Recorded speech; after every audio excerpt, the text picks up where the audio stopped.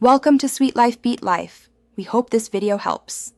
You begin by powering the Xtreme 125r and putting its Bluetooth module into pairing mode. This is essential because the bike broadcasts only when ignition and module power are active. Once done, make sure your phone's Bluetooth is on and set to discoverable so the two devices can see each other. You should also keep the headset or helmet device close to the bike's unit to avoid intermittent signal. This reduces pairing failures caused by distance or low battery. You now carry out the actual pairing. On your phone, select the Xtreme 125r or the Bluetooth module name that appears. If prompted, enter PIN 0000 or accept the automatic pairing prompt. This PIN is standard for many motorcycle modules. Make sure to watch for a success tone, voice prompt, or a solid LED on the bike's unit to confirm a secure link.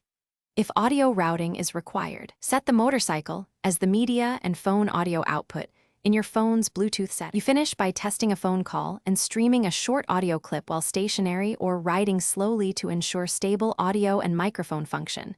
This verifies the link under operating conditions. If the connection drops, reboot your phone, toggle Bluetooth off and on, then re-attempt pairing. Make sure both batteries are charged.